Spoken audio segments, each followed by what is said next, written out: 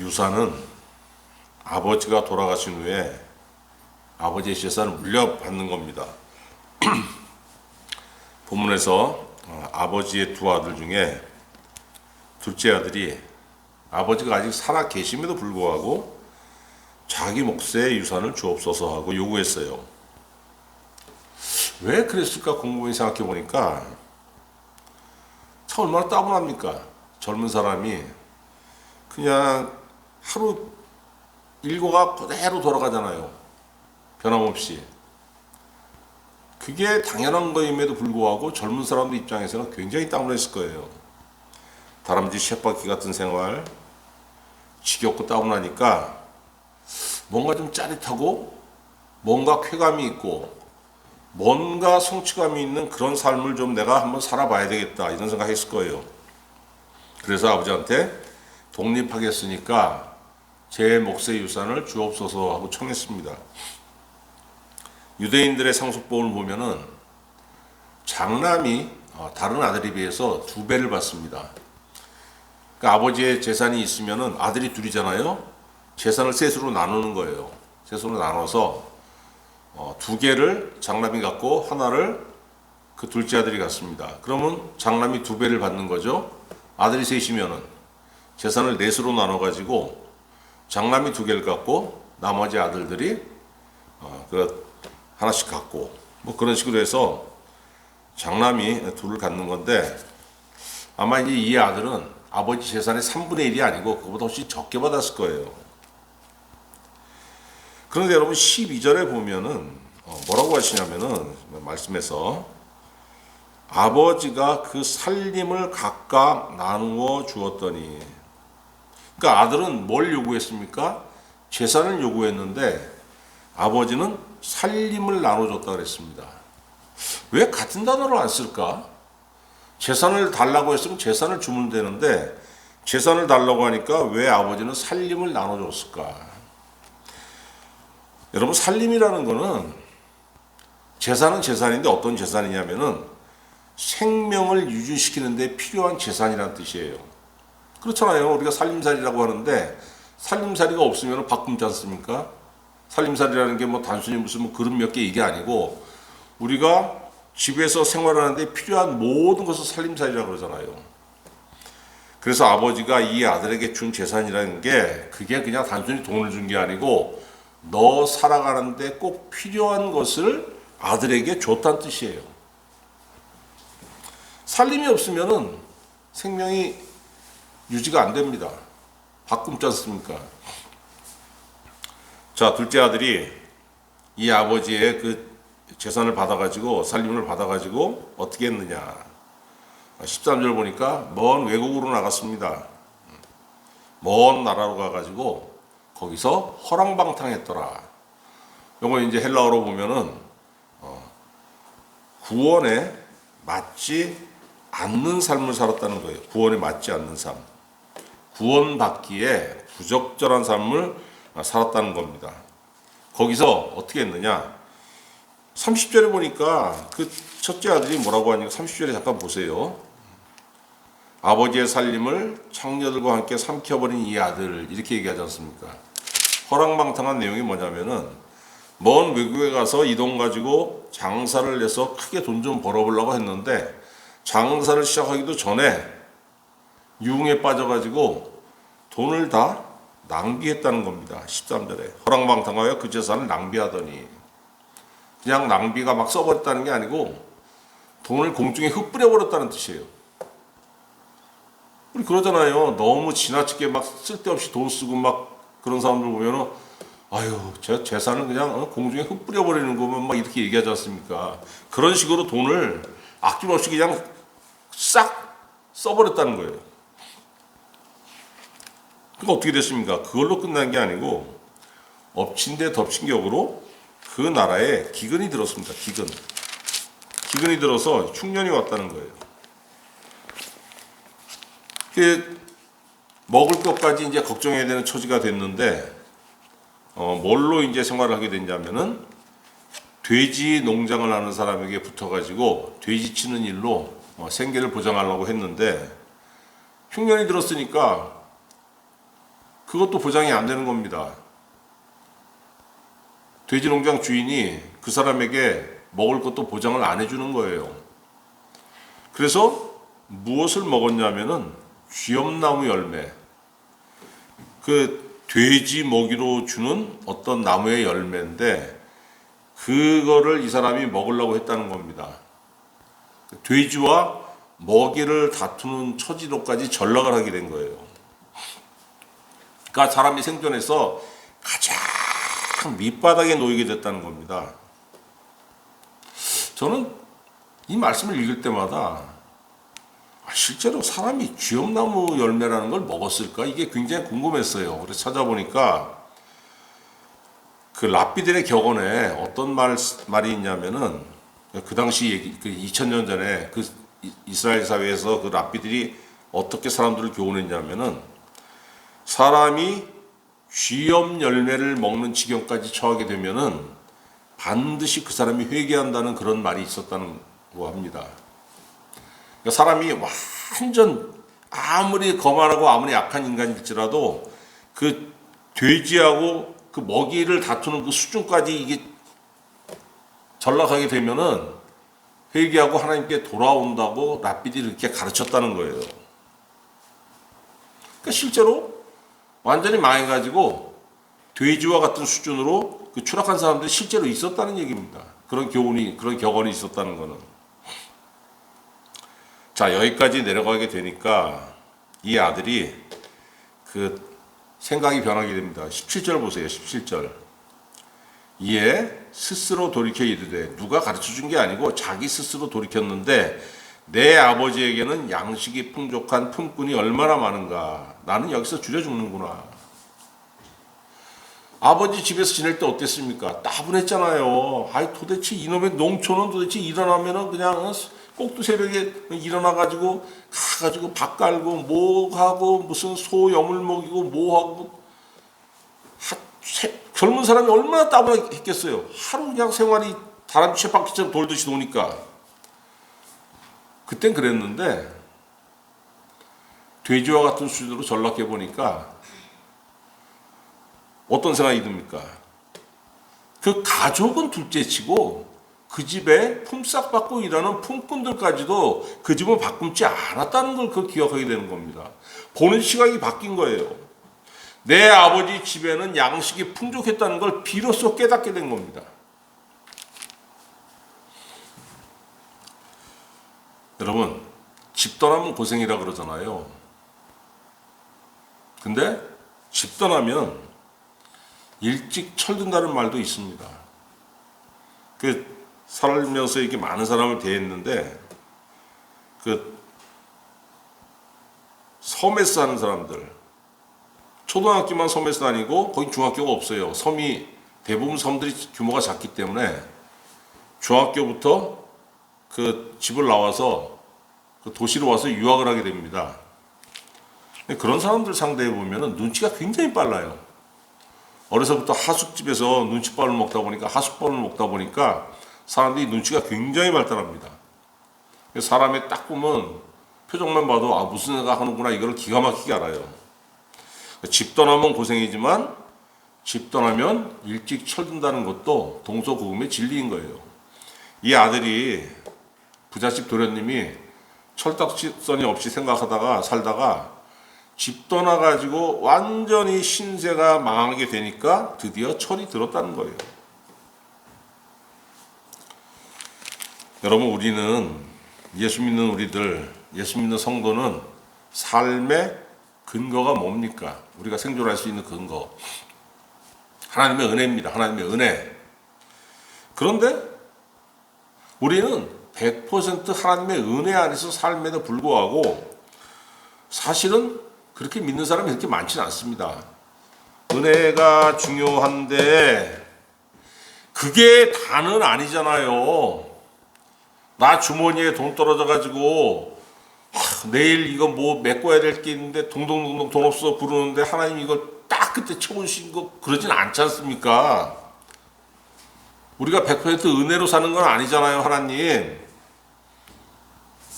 이렇게 이런 생각들을 많이 할 거예요. 중요하긴 한데 100%는 아니야. 이렇게 한다는 것을 제가 압니다. 왜 제가 아냐면은 저도 옛날에 그렇게 생각했기 때문에, 젊어서 저도 그렇게 생각했기 때문에 나만 그렇게 생각한 게 아니고 많은 사람들이 그렇게 생각하겠구나, 그런 걸 제가 아는 거예요. 자, 둘째 아들이 아버지 집에서 어떻게 느꼈습니까? 아유, 왜 이렇게 따분해? 왜 이렇게 째째? 왜 이렇게 쫀쫀한가? 이거 좀 큰 물에 가서 좀 어떻게 대박 한번 치고 말이야. 손에 콱콱 움켜지는 게 있어야 이게 짜릿하고 이게 막 사람 사는 거지 말이야. 이게 왜 이렇게 쫀쫀해? 삶이 이래가지고 되겠냐? 이 둘째 아들처럼 느끼는 삶이 있단 말이에요. 없겠습니까? 많지. 근데 여러분, 우리가 알아야 되는 게 뭐냐면은 은혜 안에서 사는 것이 쫀쫀하고 힘들고 아주 작고 소소하다고 느끼면 느낄수록 벗어나고 싶은데, 벗어나서 세상으로 나가면 뭔가 황금덩어리를 줄 수 있을 것 같은데 줄 수도 있어요, 실제로. 근데 거기에 따라오는 게 있습니다. 시편 107편 10절, 사람이 흑암과 사망의 그늘에 앉으며 곤고와 쇠사슬에 매임은 하나님의 말씀을 거역하며 지존자의 뜻을 멸시합니다. 이거 여러분 굉장히 중요한 말씀이에요. 은혜에 벗어난다는 것은 뭐냐면 하나님의 말씀을 거역하는 겁니다. 사람은 은혜에서 벗어나는 그만큼 하나님의 말씀을 거역할 수밖에 없는 거예요. 그렇잖아요. 말씀이 중요하면 은혜에서 벗어나지 않겠죠. 근데 내게 주시는 하나님의 은혜보다 내 안의 욕망이 더 크니까, 더 성취하고 싶으니까 벗어나는 겁니다. 벗어났더니 어떤 삶이 옵니까? 흑암과 사망의 그늘에 앉게 되고 곤고와 쇠사슬에 매이게 되더라. 왜? 내가 은혜에서 벗어난 만큼 하나님의 말씀을 거역하게 되니까 그럴 수밖에 없다는 거예요. 그래서 여러분, 우리가 하나님께 받는 은혜는 뭐냐면 우리의 살림입니다. 살림. 우리가 살아가는데 꼭 필요한 것들이에요. 예수를 안 믿었으면 모르되 예수 믿게 되고 나니까 우리가 살아가는데 반드시 필요한 것은 하나님의 은혜예요. 그리고 하나님의 은혜는 뭡니까? 우리에게 주시는 살림. 이걸로 살아라. 하나님께서 우리의 삶에 필요한 것들을 뭉뚱그려서 뭘로 채워주시냐면 은혜로 채워주셨어요. 왜? 은혜가 있어야 성도로서의 삶을 유지할 수 있기 때문에 그렇습니다. 둘째 아들 어떻게 했습니까? 외국에 나가서 아버지의 은혜의 그 그늘을 벗어나가지고 허랑방탕했어요. 구원에 합당하지 않은 삶을 살았다는 겁니다. 그 결과 모든 살림을 흩뿌려버렸어요. 여러분, 은혜에서 벗어나게 되면은 나도 모르는 사이에 나에게 반드시 필요한 것들을 하늘로 날려버리게 되는 겁니다. 이 아들이 외국에 나가서 그 재산을 의도적으로 그냥 돈 여기 있다 그냥 막 뿌렸겠습니까? 자기 계산에 대해 있었겠죠. 요 정도는 써도 돼. 요 남은 거 가지고 그 다음에 하면 돼. 다 자기 계산, 자기 요량이 있었던 겁니다. 그럼에도 불구하고 막 쓰다 보니까, 왜? 욕망이라는 건 여러분 채워도 채워지지 않는 거예요.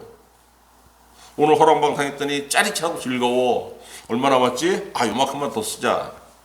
그런데 여러분, 이거는 만족시키면 만족시킬수록 됐어 배불러 하는 게 아니고, 더 배고파, 더 채워줘. 인간의 욕망이란 그런 거예요. 그래서 24절 보세요. 24절. 아버지가 뭐라고 합니까? 내 아들은 죽었다가 다시 살아났으며.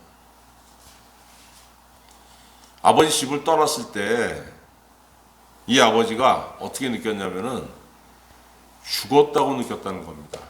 죽은 아들이다. 성도가 하나님의 은혜를 벗어나면 하나님 보시기에 어떤 사람입니까? 죽은 자의 죽은 자.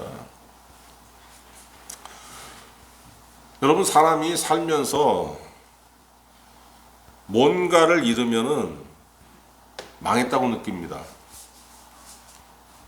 우리 뭘 잃으면 망했다고 느낄까? 아마 재산을 잃으면은 망했다고 느끼는 사람이 많을 거예요. 그렇잖아요.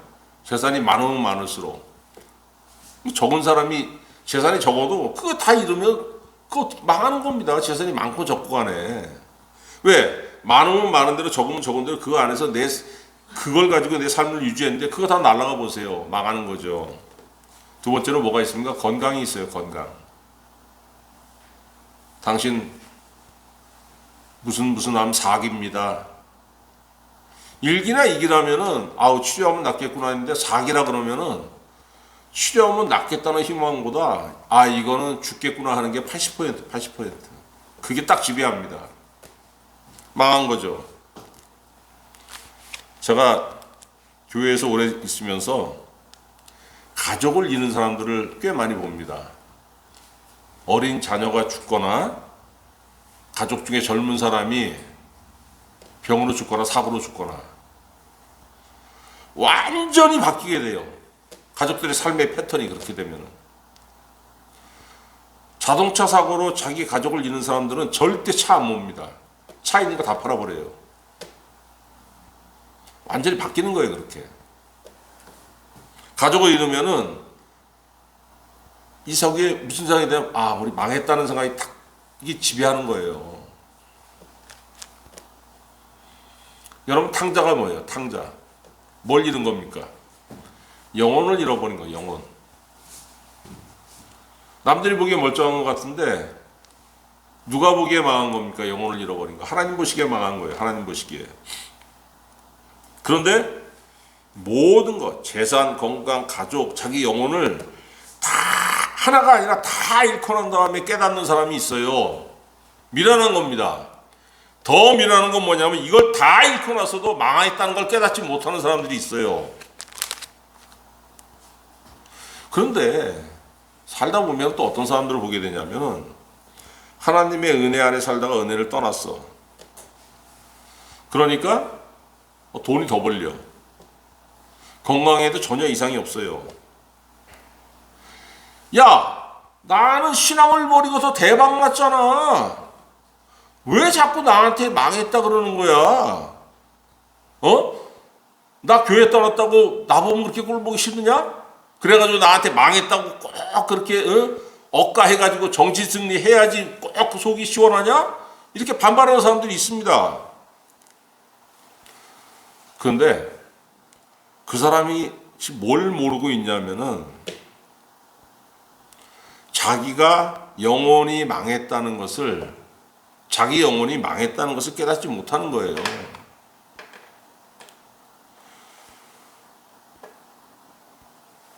은혜를 떠나서 망하는 사람들도 종종 봅니다. 여러분 우리는 그런 사람들을 보면서 가끔 어떤 생각을 하냐면은 하나님 어차피 지옥 가는 사람 많은데 왜 굳이 저 사람이 하나님을 떠났다고 해가지고 왜 은혜에서 떠났다고 해가지고 왜 그 사람 굳이 망하게 하십니까? 그냥 자기 은혜 떠나서 자기 기쁘다고 그냥 사는데 그냥 내버려 두시면 되잖아요. 어차피 나중에 지옥 가는 건데 왜 꼭 그렇게 망하게 하십니까? 이런 생각이 지배할 때가 있어요. 왜 그렇게 하시겠습니까, 여러분? 정신 차리라고, 지옥 가지 말라고. 고린도전서 5장 5절 사도 바울이 어떤 얘기를 했냐면은 이런 자를 사탄에게 내주었으니 이는 육신은 멸하고 영은 주 예수의 날에 구원을 받게 하려 함이라. 이거 얼마나 중요한 말씀이에요. 폐륜을 저지른 자를 사도 바울이 기도해가지고 사탄에게 내주었다는 겁니다. 사탄이 그를 치도록. 그래서 육신은 멸하고 그가 사탄에게 지배돼서 몸이 병이 들든지 어떻게 하든지 망한다는 거예요. 근데 영은 주 예수의 날에 구원을 받게 하려 함이라. 무슨 뜻이겠습니까, 여러분? 죽음 앞에 선 자가 지옥 갈 것을 깨닫고 하나님을 죽기 직전에 하나님을 찾을 수 있도록 망하게 하신다는 겁니다. 에이, 그게 됩니까? 되죠. 누가복음 23장 42절, 예수님이 십자가에 달렸습니다. 예수님만 달린 게 아니고 예수님 좌우에 누가 있었습니까? 강도들이 달렸어요. 강도한 사람은 예수님을 저주했습니다. 야, 네가 하나님 아들이라며, 그런 말이야. 우리도 같이, 너도 구하라고, 우리도 좀 구원해줘. 죽는 순간에도 예수님을 조롱했어요. 근데 또 한 강도는 뭐라고 했습니까? 그 강도를 꾸짖으면서 야, 우리는 우리의 죄악 때문에 죽는 거잖아. 우리가 살인을 저질렀으니까. 근데 저분은 저기에 십자가에 달릴 이유가 없잖아. 그러면서 그 강도가 예수님한테 뭐라고 합니까? 예수여, 당신의 나라에 임하실 때에 나를 기억하소서. 이렇게 얘기합니다. 그랬더니 예수님 뭐라고 대답하세요? 내가 진실로 너에게 이르노니 오늘 네가 나와 함께 낙원에 있으리라. 얼마나 중요한 말씀입니까?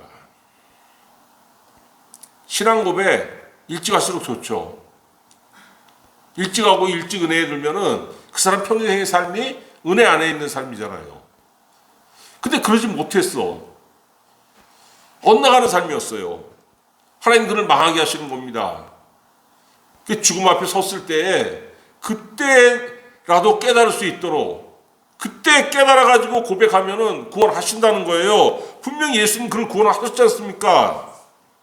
인간이 보기에는 이 생의 삶이 천국보다 중요한 겁니다. 하나님 보시기에 안 그렇다는 거예요.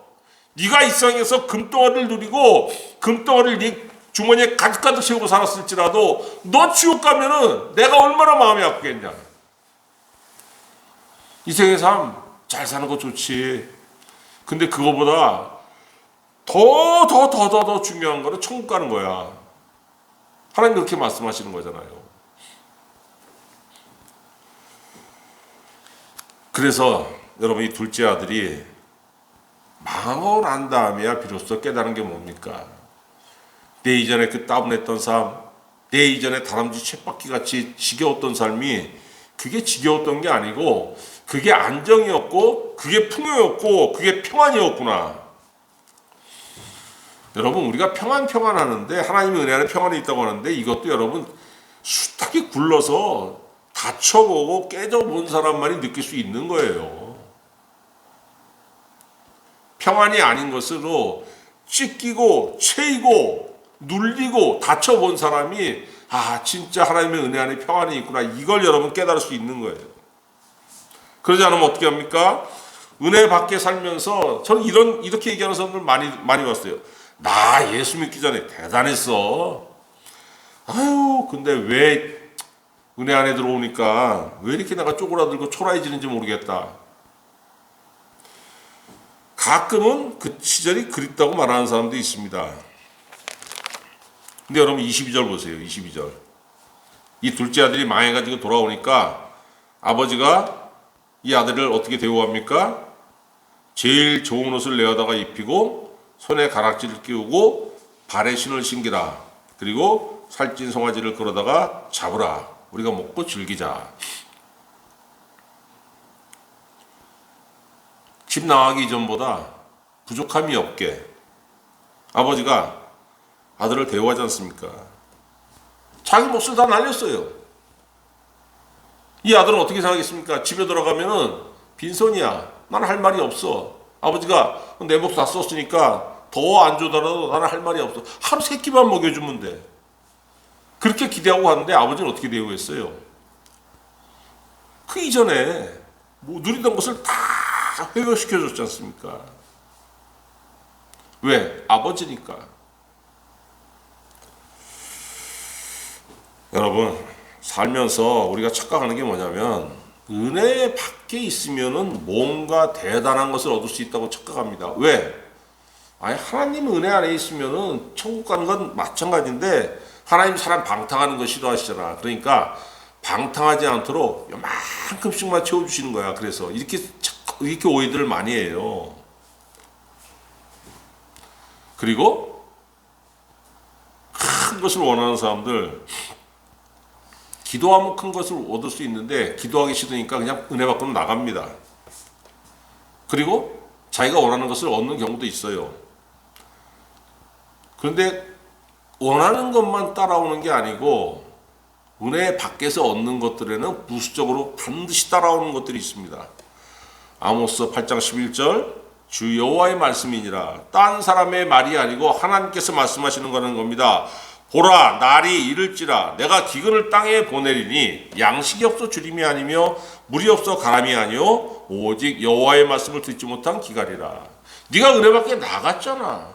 네가 원하는 거 얻었잖아. 근데 네가 은혜 밖에 나가 있는 그 날수만큼 네가 하나님의 은혜와 관계없이 살았잖아.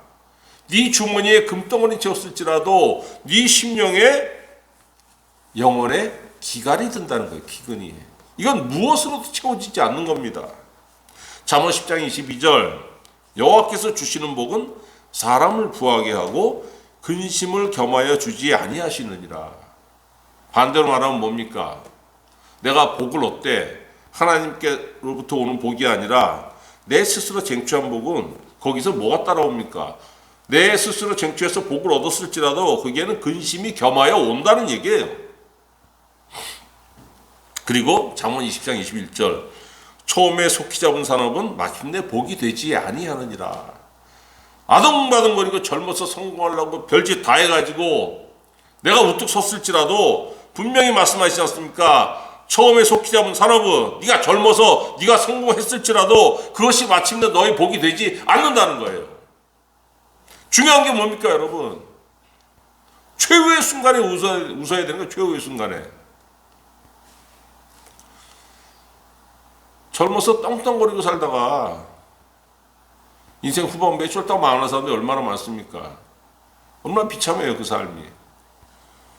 그렇게 젊어서 그냥 막 엄청나게 쓰던 가다가 없으면은 차라리 난데 젊어서 그냥 팡팡 쓰던 가다가 있는데 늙어서 다 날아가면은 그게 여러분 상대적으로 더 초라해 보이더라고요. 더 초라해 보여요 그게. 우리는 은혜 안에서만 풍족한 것을 누릴 수 있는 사람들이에요. 왜?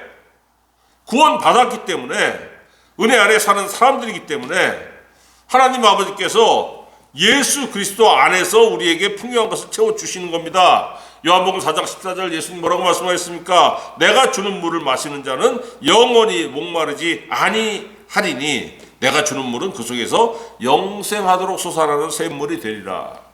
내 안에서 은혜를 충만하게 채워주시기 때문에 내 영혼이 바깥 것을 보면서 하나님 은혜 아닌 것을 보면서 그것에 그냥 그거에 껐덕거리지 않는다는 거예요. 욕망이 여기서 막 솟구쳐 올라가지고 요한복음 6장 56절 내 살을 먹고 내 피를 마시는 자는 내 안에 거하고 나도 그의 안에 거하나니. 은혜 안에서 충만하게 채우라는 겁니다. 그러면은 목마르지도 않고 배고프지도 않고 세상에 대해서 목마르고 세상에 대해서 배고프지 않는다는 거예요. 요한복음 7장 37절 누구든지 목마르거든 내게로 와서 마시라. 나를 믿는 자는 성경의 이름과 같이 그 배에서 생수의 강이 흘러나오리라. 그럼 여기서 무슨 목마름이 있고 무슨 갈증이 있겠어요?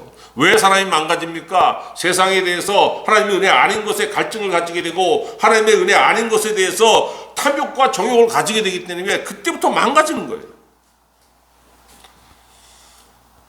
그런데 그러지 못하고 은혜 밖으로 자꾸 이 둘째 아들처럼 자꾸 나가려고 그러면 결국 망해요.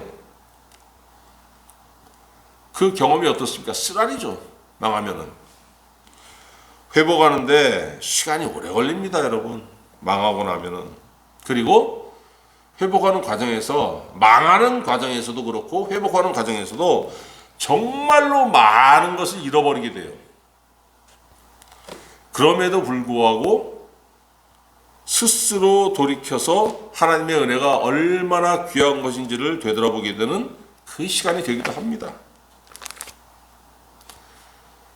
내가 은혜 밖에 있는 것을 탐하다가 망하는 경험이 뭐가 되는 겁니까? 내 가치관이 바뀌게 될 수 있다는 거예요. 가치관이 바뀌게. 그 이전에는 은혜 안에 살면서도 은혜가 귀한 줄 몰랐어. 그런데 은혜 밖에 나가서 내가 망했다가 내가 깨닫게 되니까 인생이 바뀌는 거예요. 인생을 바라보는 가치관이 바뀌는 거예요. 시편 119편 171절 고난당하는 것이 내게 유익이라 이로 말미암아 내가 주의 율례들을 배우게 되었나이다. 이 시편 119편 쓴 사람이 누굽니까? 하나님의 은혜 안에 살던 사람이에요. 그럼에도 불구하고 하나님의 말씀을 귀하게 여기지 않고 이 사람도 들락날락 했을 거예요. 그러다가 그로 말미암아 고난을 받게 되었는데 내가 고난을 받았더니 그것이 오히려 내게 유익하게 되었다는 겁니다. 왜? 그 시간, 그 고난받는 시간을 통해서 내가 율례, 하나님의 말씀의 귀중함과 하나님의 말씀의 절대적인 가치를 깨닫게 되었다는 거예요. 깨닫게 되면 망하는 것도 은혜입니다. 그런데 깨닫지 못하면은 망하는 거는 그냥 망하는 거예요. 비참한 거죠. 왜 여러분 세상을 바라봐요? 거기에는 정말로 넓은 바다가 쫙 펼쳐져 있을 것 같잖아요. 환상을 가지게 되지 않습니까? 야, 저 넓은 곳에 나가면 그냥 내가 그물을 던져서 내가 원하는 걸 마음대로 낚아올릴 수 있고 내 안에 이 갈증을 저 넓은 바다에 나가서 내가 뭔가를 해야지만 해결할 수 있다고 믿기 때문입니다. 그런데 여러분 오늘 우리에게 주신 말씀은 뭡니까? 너 그래봤자 너 가지고 있는 거 다 날려. 지금 너 가지고 있는 거 이게 작아서 이거 부족하다고 지금 막 난리치는 거 아니야. 근데 너 그걸로 네가 지금 살고 있는 거야. 그거에 만족하지 못하고 은혜 밖으로 나가게 되면 그것마저 다 날리게 된다는 겁니다. 여러분 우리 생명에 필요한 것들 주님의 은혜 안에 다 있어요. 하나님께서 이스라엘 백성들에게 주신 가나안 땅 얼마나 작습니까? 이 약속의 땅이 엄청 크고 무슨 웅대하고 그런 게 아니에요. 주변 나라에 비해서 제일 작아요. 그럼에도 불구하고 신명기 여러분 읽어보면은 거기서 뭐라고 약속하십니까? 이 안에서 네가 말씀 지켜봐. 너 안에 풍요가 있고 다 있어 그 안에.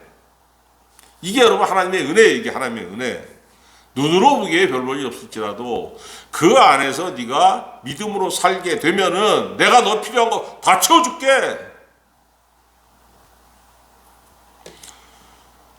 신약 시대를 살아가는 예수님의 은혜, 예수 믿고 구원받은 사람들에게는 우리는 이것을 어떻게 누릴 수 있겠습니까, 여러분?